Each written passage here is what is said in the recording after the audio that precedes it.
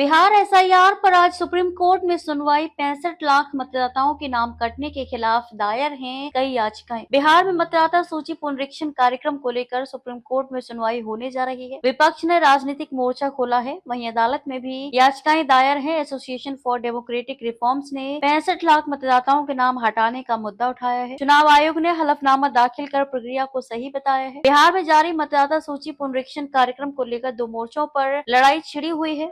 एक तरफ विपक्ष इसे लेकर राजनीतिक जंग लड़ रहा है, तो वहीं दूसरी तरफ अदालत में भी इसके खिलाफ कई याचिकाएं दायर की गई हैं। आज यानी कि 12 अगस्त को सुप्रीम कोर्ट में बिहार एसआईआर को लेकर सुनवाई होनी है। जस्टिस सूर्यकांत और जस्टिस जयमाला बागची की अध्यक्षता वाली दो जजों की बेंच बिहार एसआईआर की संवैधानिक वैधता को चुनौती देने वाली याचिकाओं की सुनवाई करेगी। इसके पहले 10 जुलाई को सुप्रीम कोर्ट ने अपने अंतिम आदेश में एसआईआर पर रोक लगाने से इनकार करते हुए चुनाव आयोग को प्रक्रिया पूरी करने के लिए कहा था। एसोसिएशन फॉर डेमोक्रेटिक रिफॉर्म्स द्वारा सुप्रीम कोर्ट में एक आवेदन दायर किया गया था, जिसमें एसआईआर में बिहार के 65 लाख मतदाताओं को बिना कारण बताए छोड़ने का दावा किया गया। इसके जवाब में चुनाव आयोग ने हलफनामा दाखिल कर शीर्ष अदालत को बताया कि नियमों के तहत ड्राफ्ट मतदाता सूची में शामिल न किए गए व्यक्तियों की अलग से सूची प्रकाशित करना निर्धारित नहीं। चुनाव आयोग ने कहा कि उसने राजनीतिक दलों के साथ ड्राफ्ट सूची साझा की है और ड्राफ्ट सूची में लोगों को शामिल न करने का कारण बताया आवश्यक नहीं। आयोग ने ये भी कहा कि जिन्हें ड्राफ्ट में शामिल नहीं किया गया है, उनके पास घोषणा पत्र प्रस्तुत करने का विकल्प मौजूद है। चुनाव आयोग ने कहा कि ऐसे मतदाताओं को